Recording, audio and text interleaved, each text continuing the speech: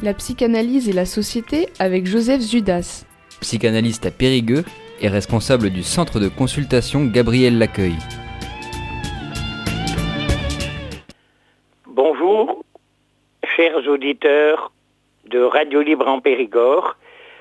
Aujourd'hui, en référence à notre pratique au centre de consultation, je voulais évoquer quelques romans, puisqu'il nous arrive de trouver dans la littérature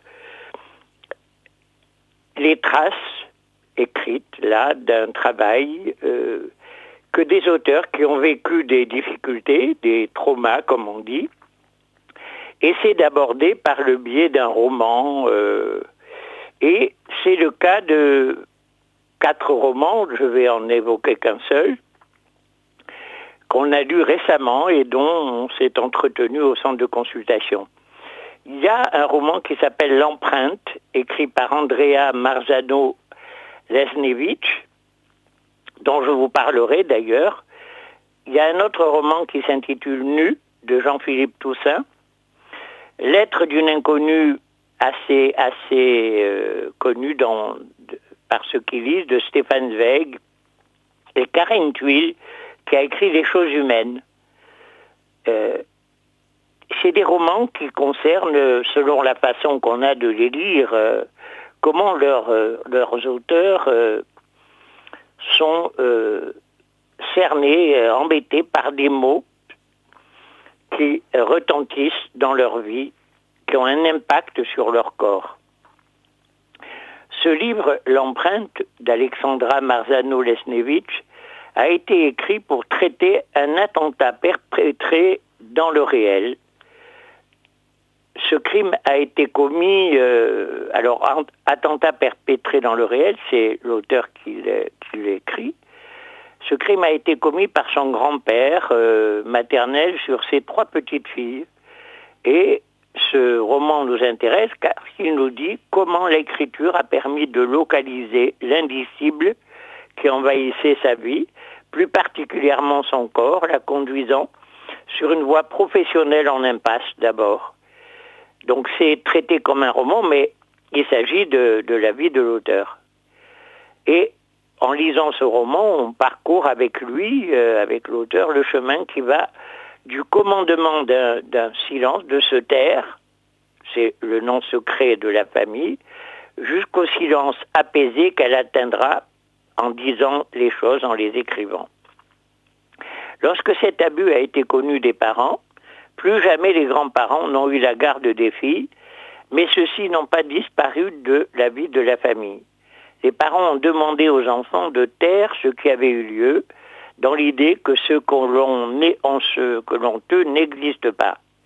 Évidemment, il n'en est rien. Se taire n'éteint pas ce qui est tu, bien au contraire.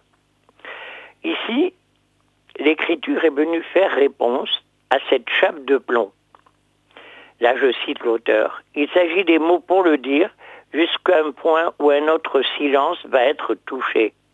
Ce silence est un silence à ce moment-là apaisé parce que le problème a été exprimé et qui ne fait plus du tout du bruit à l'intérieur et elle dit qui imbibait même l'air qu'on respire. Le silence, c'est un point hors d'atteinte des mots, mais que les mots contiennent en leur cœur. Ce point d'indicible, c'est ce que le psychanalyste Jacques Lacan a appelé l'objet petit a. Une petite vacuole de jouissance, substance vivante, qui excède les mots. Cet objet nécessite d'être logé quelque part pour que le sujet n'en soit pas parasité.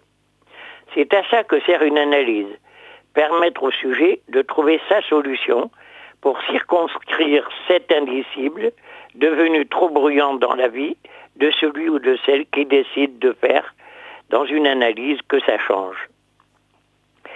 L'abus a eu lieu de ses 3 ans à 8 ans. Alexandria va grandir avec ce secret de famille en elle, comme lorsqu'une induration, c'est-à-dire une induration, c'est un durcissement de la peau qui vient isoler comme ça une épine qui s'est fichée quelque part dans la chair, cet inceste donc, pour faire de la douleur irradiante une gêne permanente.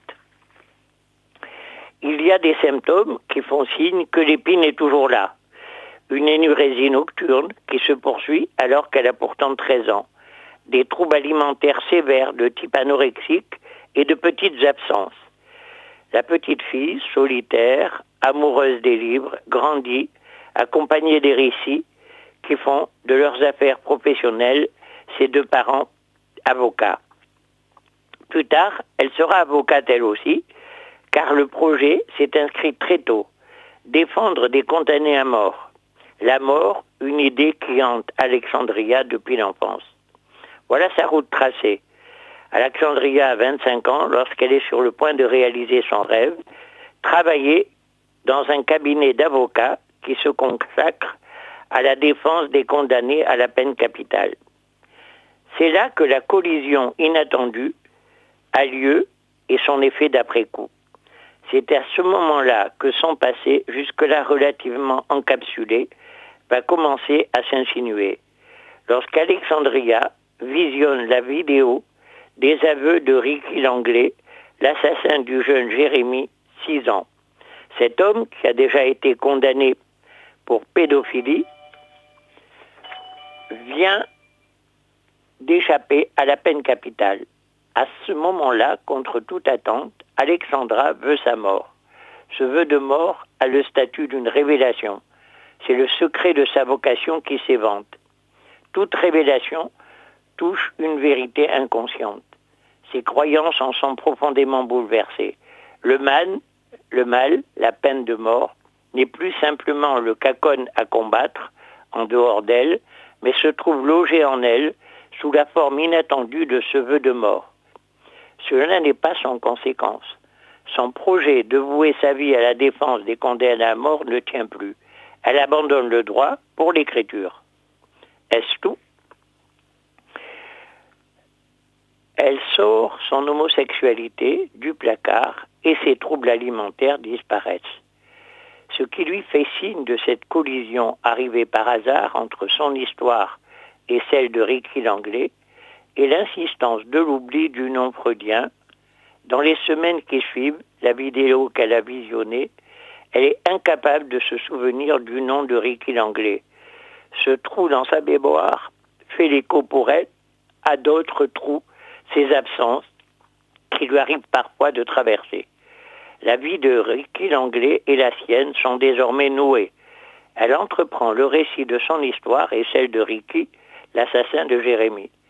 Son livre, L'Empreinte, est le fruit d'un long travail d'enquête pour comprendre et saisir la complexité des vies des deux criminels, Ricky et son grand-père. Son livre mêle les deux récits, mais pas seulement. Ce que déplie son écriture, c'est la multiplicité, la variété des histoires à la place de la vérité qui n'existe pas, là où était le fait d'un corps. Alexandria tend une multiplicité de récits. L'écriture d'Alexandria, en faisant surgir cette pluralité de sens, circonscrit un point qu'aucun récit ne peut atteindre. Il y a un impossible à dire, quelque chose qui ne cesse pas de résister à l'écriture, un silence au cœur de la multiplicité des récits. Au terme de ce procès d'écriture, ce patientissage des récits a permis d'irréaliser les crimes sans déshumaniser les criminels. Le réel de la blessure a trouvé son lieu, le livre. Il n'existe pas d'histoire simple. Il n'existe pas d'histoire achevée. Celle d'Alexandria peut se poursuivre. Nous portons en nous ce qui nous fait. Voilà, je dirais, comment on a lu ce récit et les autres. Donc, il est certain que la lecture, d'une certaine façon, permet de toucher des indicibles en nous, c'est-à-dire des traumas qu'on a traversés, plus ou moins importants, et qui peuvent permettre l'écriture, la lecture aussi bien, comme une analyse, permettent de dénouer ce qui a été un trauma. Chers auditeurs, merci. À très bientôt. Vous venez d'écouter Psychanalyse et Société sur RLP.